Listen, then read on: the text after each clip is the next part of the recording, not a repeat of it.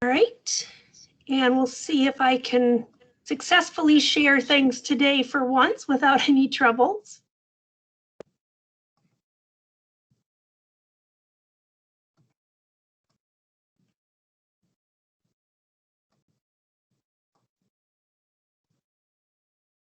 All right.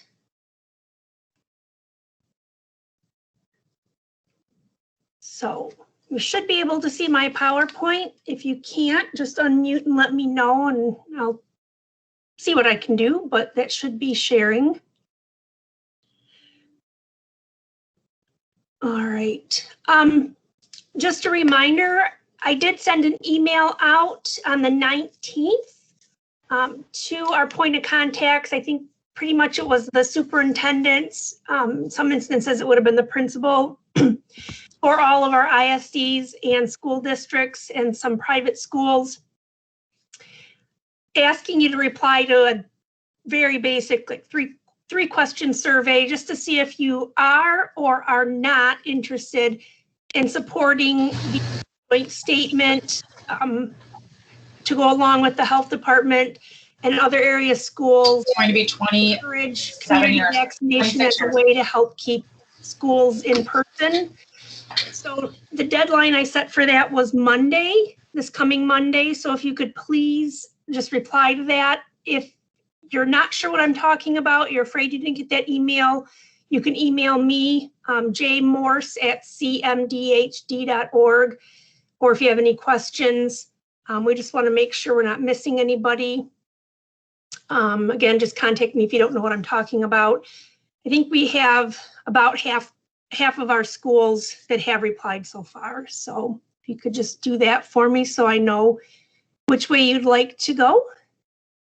The other thing, we've had some schools who are, when they're contact tracing, are being very helpful and worrying about contacts that may have occurred outside of the school building. Like, you know, if a kid had a sleepover, you know, they're trying to find all the contacts that might have occurred during that sleepover. That does get a little confusing. And so you only need to worry about contact tracing within your building. And the reason for that is because you really are the ones that know who is a close contact within your building and in school activities, so extracurriculars or athletics. So if you are concerned that there is a student in school that was a close contact in a non-school event, like a sleepover or something, give your county communicable disease nurse a call and we'll work on that. But again, it gets a little confusing because sometimes then those kids and parents get called by more than one person and communication might get jumbled. Another reminder, I know this is really confusing and I know it's a lot to put on your shoulders to try to have to interpret medical tests. But just a reminder on the rapid antigen testing, we've had some concerns that maybe contact tracing and quarantine is not being done with rapid antigen testing. So just a reminder on that, because I think probably most cases it's being done properly, but this algorithm is on page 8. It might be page 9, but anyway, it's in the MDHHS antigen test frequently asked question and resource manual. On this left side, it's saying that if you have a student who tests positive, but they have no symptoms, they have no history of close contact with someone with COVID in the last 2 weeks, you can wait to do contact tracing while you await their PCR results. That's if they're going to go get PCR testing done right away. If you have a student who refuses to get PCR testing, or the parents refuse to take them for PCR testing, if they're not going to go get PCR testing within a day or two, or for some reason, if the PCR results are not coming back within 2 to 4 days, you really do need to start doing contact tracing and quarantine of close contacts. In the rare case where your test results are just really delayed, if they did get a PCR test done within 48 hours after the antigen test was done and it comes back negative, you can then release close contacts from quarantine. The most typical case this is going to happen is if you have someone who gets an antigen test done, it's positive, they refuse to go get PCR testing, or they say they're not going to, or it's 3 days later, or basically it's just not a valid test, then you need to just go ahead and do contact tracing. If you have a student who is positive with rapid antigen testing and they have any symptoms of COVID, or they were exposed to somebody with COVID, you don't need to do a PCR test. They're done. They're positive, you do contact tracing, that's it. If they do get a PCR test and it's negative, it doesn't matter. They're still a COVID case. PCR testing can be falsely negative. All these tests have limitations, and so you have to, it's really looking at, what's your pretest probability, all those types of things. So it is a complicated issue, and so as much as possible in those situations, you just don't have them get PCR testing because it gets complicated. So again, if it's positive and they're, the likelihood is it's a false positive because there's no symptoms, again, that person needs to go in isolation, but you can wait to contact trace. So in those situations, I think there's some parents who might think, gosh, they're not doing contact tracing anymore. You may need to discuss with them or share this algorithm with them or something, but I just wanted to maybe discuss this a little bit further. We did share this. I know a couple of the health departments did. If this is something you did not receive and it does look useful to you, one place I found it easily accessible was at Central's website. So if you go to the cmdhd.org/novel schools website, the very top tab is information for parents. And then the link is how long does my student have to stay home? And there's actually an image of it right there. So this was put together to help explain quarantine and isolation time. So on the left here, 10 days is for those who are sick or are positive. 14 days are for those who close contacts and can avoid further close contact with someone who's positive. 24 days are for those who cannot avoid contact with someone who's positive. So it's their 10-day isolation plus 14 days. And then it does explain, if you're fully vaccinated or had previous infection with the last 3 months, that doesn't apply. So that is available if that may help with explaining this to parents. So the new epidemic order really is not that new. There's not a whole lot different. It went into effect on April 19th. However, the only thing that's really different doesn't go into effect until the 26th. And it really is just putting our masking recommendations in better compliance with the CDC and the American Academy of Pediatrics. On the right is what the last order said. It had for children in childcare and camps, had some kind of confusing wording about 2 years of age, 4 years of age, 5 years of age. Now it just says for kids 2 to 4, you need to make a good faith effort to ensure that they're wearing masks when they're in gatherings. The CDC and the American Academy of Pediatrics says that all kids 2 and above in childcare should wear masks unless they're sleeping or eating. So this is not quite as rigid as that, but again, it's just going along with that recommendation. And then for kids 5 and above, it has that universal masking recommendation. So that's really the only change. We just wanted to share that tomorrow, Central Michigan District Health Department has a mass vaccination clinic. We have the capacity to vaccinate up to 3,000 people. We have plenty of openings left, so it's open to really anyone in the state that's 18 years of age and older, because we're using Moderna. So if they want to register at cmdhd.org, it'll be held at CMU in Mount Pleasant. And then they have one on the 28th, so next Wednesday, at Gladwin High School that can accommodate those that are 16 and older. They'll be using Pfizer. And that's another large clinic that really has plenty of openings to accommodate anybody from anywhere in the state. So if you have individuals in your area or family members in other areas where access is an issue, feel free to spread the word. We also have several different community testing sites available. This link is kind of a bugger. I don't expect you to write that down, but if you go into the michigan.gov/coronaviruses, into the resources, you go to the K through 12 schools section, there's a tab in there for the community testing sites. Manistee, ISD, Mesick High School, and Lake City High School all have sites this Friday, Saturday, and Sunday. Not all, they don't have them all days, but Manistee is Friday, Mesick is Saturday, and Lake City is Sunday. And then Wexford, Missaukee, ISD, and Cadillac has one next weekend. And those offer rapid antigen testing for those that are asymptomatic, with PCR available for confirmation if needed, if they're positive. And then anyone who's symptomatic will just get PCR from the get-go. And then the Welcome Center, the rest stop at Clare, right near where it intersects with US 10. It's technically a welcome center, which I always thought was interesting, right in the middle of the state.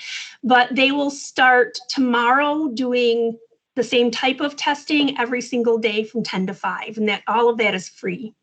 So there are some options there if people do need that type of testing available. So getting to our data.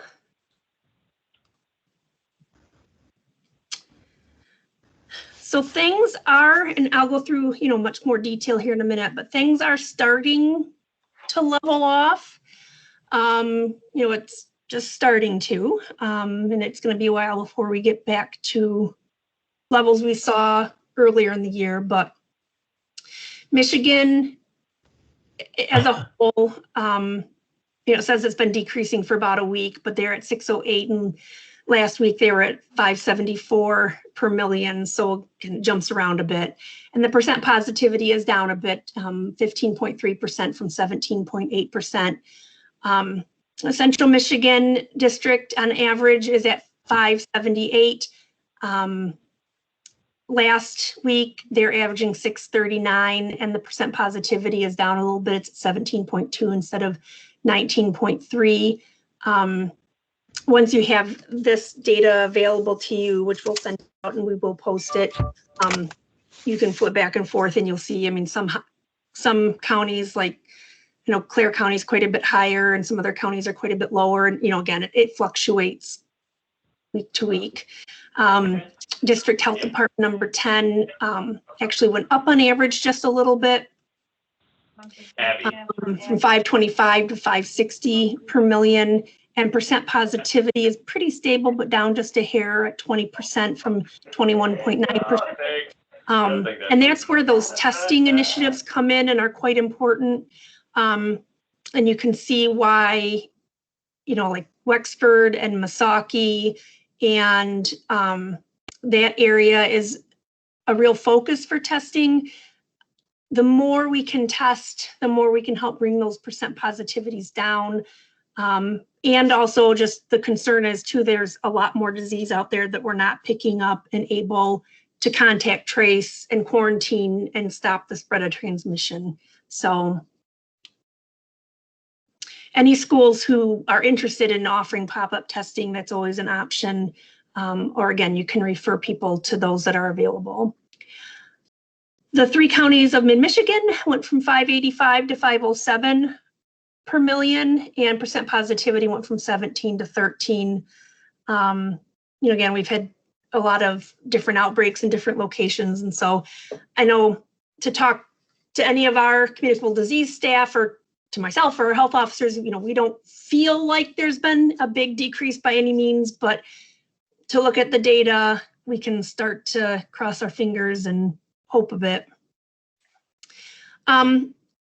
This weekly report that I usually use as a good basis is a talking point. They didn't have a graph of the cases per million. So I pulled this from the My Start Map website. So this is the last 6 months. You can see that things are starting to drop a little bit. Whether or not, like last time it kind of plateaued a bit.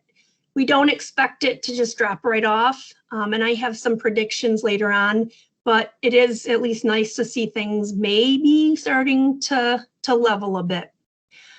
This is just looking at Michigan compared to other Midwestern states. We did a really good job keeping our counts way below everybody else, but we've almost now caught back up to most of them. So just a little bit disappointing. These are the visits in the emergency room for COVID-like illness. That is something that's tracked. And you can see this is back from the summer and then through the fall peak. Visits to the ER are really tremendously high right now. 10% of ER visits are for COVID-like illness right now. And that's really what right now, hospitals, whether it's the emergency room or inpatient, ICU, are really struggling with COVID illness. So just to be aware of that, there is a lot of illness going into the hospital. Hospitalizations are higher than they were during the fall winter spike and almost to what they were at their peak in the spring. Our positivity trends, again, they're starting to drop off a little bit. So that is promising. The darker colors are over the 20 percentile for positivity. I added in the map here for 2 weeks ago so you could kind of see the trend. So we do still have some increases in percent positivity in some counties, and obviously decreases in others to give an overall decrease statewide. So good in some areas, not so good in other areas. The age groups that are getting sick most often, so having the most new cases per day, I kind of blew this up here. The highest number of cases per day right now are in our 10 to 19-year-olds. They used to be the fourth highest. Now they are actually the highest daily cases. Second is 20 to 29-year-olds, then 30 to 39-year-olds, 40 to 49-year-olds. Then down here are the 50 to 59, 60 to 69, 0 to 9, then 70 to 79, and then 80 and above are way at the bottom. So definitely our younger age groups are the ones getting diagnosed with COVID most frequently. Our variant activity, the variant is definitely a concern nationwide. This is a little busy on the left, but the VOI means variant of interest. VOC means variant of concern. If they don't say that next to it, it just means it's just another variation of the SARS-CoV-2 virus that really isn't that different to cause much concern. So these are all the different types of variations that are seen in the country when tested. The most common variant right now is the B117. So 44% of all SARS-CoV-2 viruses tested in the country are B117. So that's really our predominant strain right now in the country. And it's estimated that almost 58% of SARS-CoV-2 virus in Michigan is B117, which we've kind of known that just by how things are going, but we actually have some numbers now. And it's getting to the point where this California strain is getting to be more common. I think that's the California strain. But anyway, these are just really, really exploding. And so as we've talked before, they do spread more quickly and spread to more people. I should say spread to more people, just very much more transmissible. This is not the most beautiful slide in the world, but this was 4 weeks ago here in the top left, 3 weeks ago, last week, and this week. So just to give you an idea of the detection of these different variants. So I'm pretty sure we'd probably find it in every county if we really, really tested huge numbers of people for it. But essentially the B117 is now the predominant, officially the predominant strain that we have in Michigan. So our outbreaks in Michigan, the number one is still schools. The biggest increase we've seen in outbreaks has been in manufacturing and construction, so kind of those larger companies.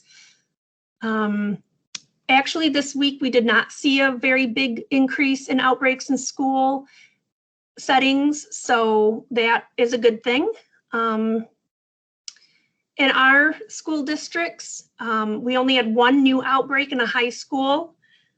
We have 28 ongoing outbreaks though, which was up from last week, and we have 145 cases associated with outbreaks. So that's been more of what we're seeing with this. And, again, it's hard to be 100% sure of all the different variables, but we have had variants found in many of the different outbreaks. And that's kind of what we've seen are these, just the outbreaks that don't want to end. You just keep having more cases popping up.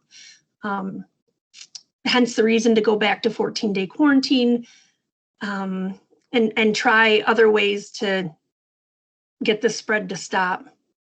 The testing turnaround is about the same. The commercial turnaround time was around 1.7 to 1.9, so it's a little bit slower. Those would be mainly like send out labs, some of those hospitals that can't do testing within their facility, which I don't think many of us have facilities like that. Some urgent cares might send them out, things like that. So you might notice a little bit slower turnaround, but not too bad. So here's some predictions. This is from U of M. They don't predict too far out, but they do predict that we should hopefully start plateauing. These are for the different regions. Traverse City is down at the bottom, then Lansing, Grand Rapids is the darker blue. So kind of still increasing a little bit. And then I think we have the Saginaw region. We just have a few counties in that region. But starting to plateau. Another modeling, again, with these modelings, we're assuming that we continue with all of our current interventions. We're not going to stop distancing. We're not going to stop gathering. We're not going to stop wearing masks. But they estimate anywhere from it continuing to increase to starting to plateau. But either way, it's going to take another month or two before we are able, or longer, before we're able to get back down to where we were at the beginning of the year. So even though we may be plateauing, it's going to take quite a while for our rates to go down. So we have to keep doing what we're doing. This is a slide I've shared the last couple of weeks, just reminders to keep encouraging vaccination. And that is all I have to share. So I will stop sharing my slides and I'll find the beginning of our questions here. So if you have questions, go ahead and type them in the chat box. And if you don't have access, then I will open it up to phone questions afterwards. So the first question was, are there any exceptions in the order that would allow visitors into the building during school hours, outdoor activities during school hours? So in terms of the school visitors and things like that, there's no real, and someone on the phone can correct me if I'm not remembering this correctly, there's no real orders for that. There's the guidelines for that, like the back to school toolkit. And then there were some additional recommendations that were published at the beginning of the year, and the CDC has recommendations. So it's recommended you don't have visitors just from a disease prevention standpoint, but there's no actual order saying you can't. same with trips and things like that. So again, there's nothing that says you can't do it. It's more just recommendations saying you shouldn't, or you should try to avoid it unless absolutely necessary.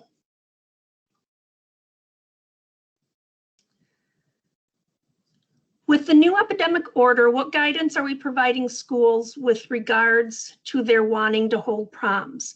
So again, the new epidemic order has not changed anything with regard to indoor, outdoor gatherings, sizes, things like that. The MDHHS has promised to get us guidance for quite some time. I asked today and was told that it is written. It's just waiting approval. And I'm waiting to find out exactly when we should expect the approval. We have written up some draft guidance just in case that doesn't fall through. But long story short, we are trying to get something out, whether it's from MDHHS or us. I mean, obviously, we don't recommend prom. We can't technically recommend a prom because it's a gathering and you shouldn't have large gatherings. However, we all know that if certain things aren't offered in a safe way, they'll find ways to do it in an unsafe way. So long story short, we're working on it. We'll either make sure it's coming to you from MDHHS, or we'll get our own guidance to you, hopefully by early next week.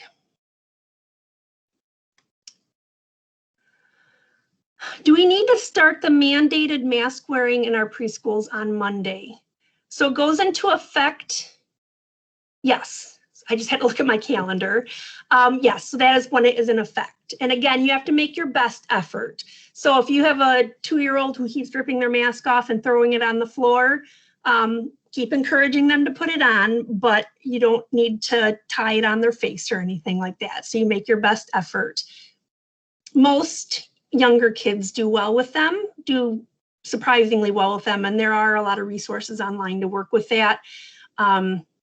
I think sometimes we just assume they won't do well with them, and we kind of teach them that they're a problem. But yes, Monday morning at 12:01 a.m. on the 26th. Do you have any data on how many close contacts from school settings eventually become sick? In our school, less than 0.5% subsequently become sick. So one of the struggles with that is that we don't test every close contact, and a large percentage of kids that get infected don't ever have symptoms. So there have been studies that have looked at that. It is usually a small percentage. I can't pull it off the top of my head. It is typically a small percentage. And we were looking at some different options. That was before the variant hit, before we started having huge surges in cases and lots of outbreaks, including in our school settings. So hopefully things will slow back down. But again, to look at that, you really do have to test every single individual that is a close contact and not just rely on symptoms and getting tested that way. I have had a couple of parents say that the state told them as a positive person, they are to isolate for 14 days now instead of 10. So if that has happened, you should let us know and we'll call the state, because that is not correct. As you all probably know, we've had some issues with the state case investigators and contact tracers. Because of the surge, they hire new staff, and quality can be an issue in terms of consistent messaging. So again, if you have a name of a person that happened to, we can follow up on it and they can correct that. There is some evidence. There was one study just done recently that showed that people with the B117 variant did take longer to stop shedding virus.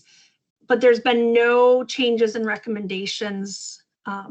So, again, there may be some longer contagiousness. So I hope it doesn't change us from 10 to 14 days, but that evidence is out there. Although the guidance allows us to wait to contact trace in some situations with rapid antigen testing, I assume it is okay for us to determine as a district that we will contact trace for each positive and then release from quarantine if PCR comes back negative. Yes, I mean, if you want to be more aggressive, you can do that. It is kind of your prerogative on that one. Yep. Have you heard of athletes cleaning their nose with an alcohol swab prior to an antigen test? This to avoid a possible, yes, actually I was on a call, on a work group call, and that was brought up by one of the health officers in the UP. And it is very terrifying. Some of those solutions, we can have quite a bit of toxicity. It's a mucous membrane, so you can absorb that pretty quickly. So, that is something that if you do hear of or observe any of your students doing that, tell them it's not necessarily going to make their test negative. It's not going to help them out at all, because if they end up getting sick or their teammates get sick, it's going to actually end up taking out more of their team. Plus, again, they'll absorb that chemical and it could make them very, very sick, hurt their kidneys, hurt their liver. So yes, I heard of it through one person who heard of it through other people. So be alert and watch for that happening. I don't know if it's, urban legend or if it's actually happening, but just be aware. Is there any merit to having the quarantine period for in-school contacts where masks are worn and other protocols are followed set at 10 days and out-of-school contacts remain at 14? This would be consistent with the idea that in-school spread is relatively low and might help schools promote the wearing of masks. We are seeing growing opposition to masks in school, and this might promote it if people see an advantage to it. So different states do different things. Some states don't do any quarantine if you have masks on, and it's kind of all over the place. The problem we have, and what I've seen and what I've heard, is that those that do wear masks are pretty inconsistent with, maybe inconsistent with how well the mask fits, how well they wear it throughout the day. Are they pulling it on and off in class? Is it gaping at the sides, that kind of thing. And right now, given the situation that Michigan's been in, to try to loosen rules has not really been a great idea. But once, and hopefully we start to see a decline, we may be able to start looking at some exceptions. What we were thinking about was reducing the definition of a close contact, different things like that. But again, when you're dealing with a big surge that's worse in your 0 to 20 age group, it's not the time to start loosening things. But I think that's one of the concerns with using masking as a clearance from quarantine, is just the high variability of how well people do comply with masking. But those are good ideas if you ever do have calls with state representation, whether it's the Michigan Department of Education or MDHHS. To what do you attribute the increase in the 10 to 19-year-old population, more frequent testing within that age group? It certainly could be more frequent testing, or just more frequent congregation. It would be a hard one to know without talking with our state epidemiologists about that. And I'd have to look at that slide and see if it's confirmed cases or confirmed and probable. Of course, I can't. I'm trying to scroll through my slides, because antigen testing is a probable case. We have a goofy case definition for that. Nope, that slide was confirmed and probable. So it could be because of the rapid antigen testing. But again, you know, if that's picking up infection, it's picking up infection. But that is always a good question. Are we seeing COVID positive people who have been vaccinated? To date, there's been right around 650 people that have been fully vaccinated and gotten infected. And that's out of, I think, 4.5 million. I had that statistic yesterday, but it was basically like 0.002% of individuals. Now, those are only people who are symptomatic and got tested. We're not, again, testing everybody. But when they did a really big study of healthcare workers who got vaccinated, and they tested them regularly for a couple of months, and only 10% of them tested positive during that time, whether they were symptomatic or asymptomatic. You know, showing it was about 90% effective in the real world. So we know no vaccine is ever going to be 100% effective. But again, long story short, there's been I think it was 645 cases in fully vaccinated people in Michigan reported so far. And in the US, I think it was right around 5,000. The CDC is following that closely, which means we have to follow that closely to report all the data to them. And so the CDC does have a web page with all that info on it, and they're working on getting it to be like a very searchable data set. Will we have vaccines approved for those under 16 anytime in the future? If so, when might that happen? Yes, Pfizer has submitted data to the FDA, so they have to wait for that to be reviewed and then get their emergency use authorization extended. I've been hearing that it would be maybe around June. I have not heard anything really specific, but that's kind of the rumor. I hope that it's soon enough in the summer that we can really make a good vaccination push prior to the next school year. But we all know how well sometimes things go. But yes, so it's very optimistic that we'll have Pfizer for the ages of 12 and above soon. Are we seeing COVID positive people who've been vaccinated? So that's that same question again. Are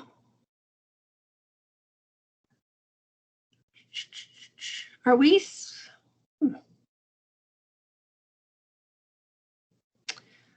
What is the test positivity rate for Wexford County? Well, if I give you just 1 second, I'll pull it up for you right this second. So right now for Wexford, it's 20.4.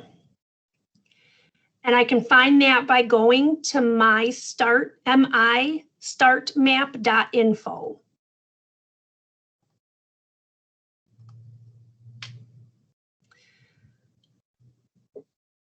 Simpson's seasonal cases down from recent peak by almost 40%. Hospitalizations should fall within the next 7 to 14 days if science holds. Virtually the same peak as last spring. Okay. Yep. So the hospitalizations lag behind cases, the deaths lag behind hospitalizations. So we didn't have variants last spring. We had lots of stuff shut down last spring that we don't now. So I've had a lot of people saying, well, historically, this, that, and the other has happened. Well, we don't have a lot of history to base this on. So I'm not one to make a lot of predictions because this is all still pretty new. How long does a person who had COVID have to wait to get the vaccine? You need to be out of isolation. So 10 days from the onset of your symptoms or from your test if you were asymptomatic, and you have to have recovered from your acute illness. So you don't want to have, a horrible cough or a fever or anything anymore. You can wait up to 90 days if you wish, because you should have natural immunity, but you don't need to.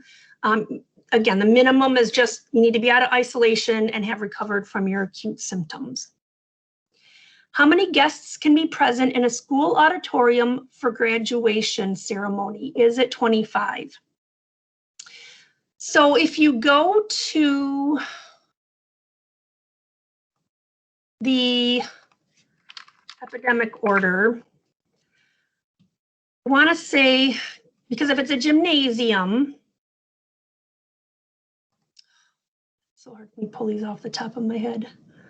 I want to say it's 300 or 50% of your fire marshal limit, whichever is smaller.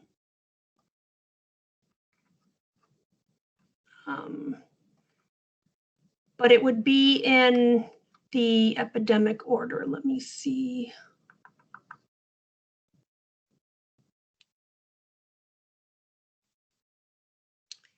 Yeah, I think it's 50% of the fire marshal limit or 300, whichever is smaller.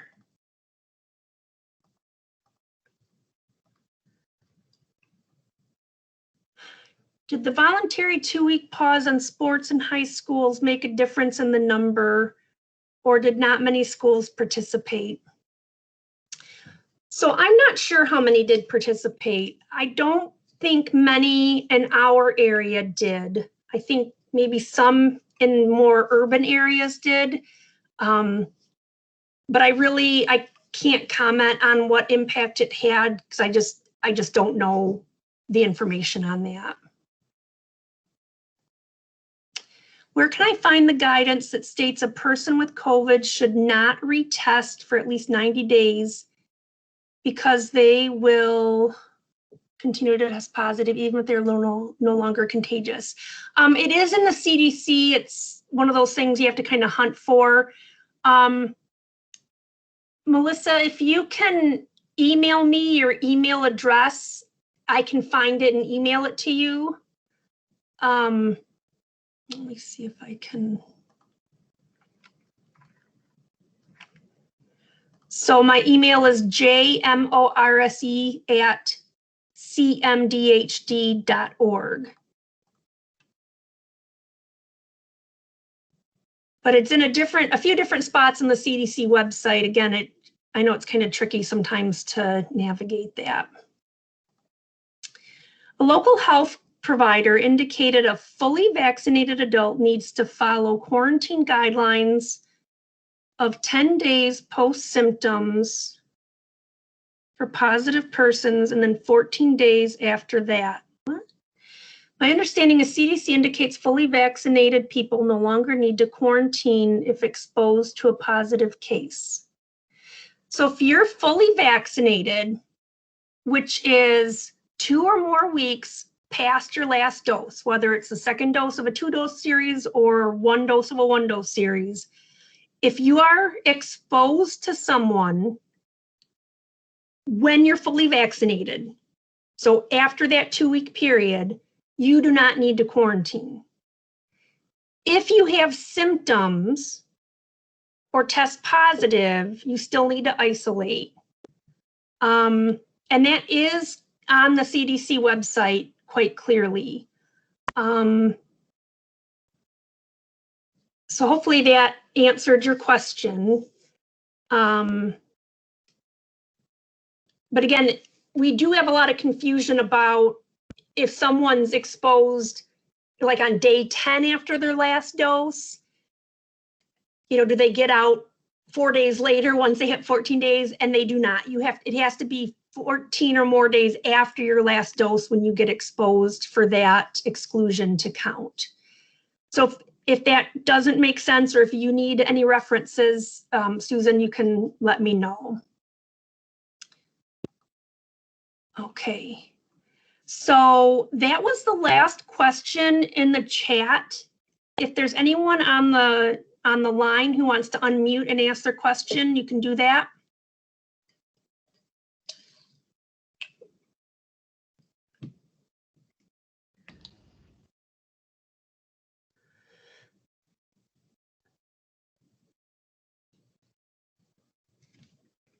All right.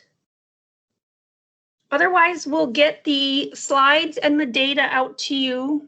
And again, if there is any guidance coming from the state on proms, we'll get that out to you. If not, I will work on it and we'll get that out to you. And please go back in your email, find the email from me from April 19th and reply to that Google survey about the joint press release or joint statement. There's a copy of it in that email. It's just a yes or no survey, essentially. If you could do that as soon as possible, I put the deadline as Monday, so we could get that going. And if you have any other questions, you can just shoot me an email. All right, guys, have a great rest of your week.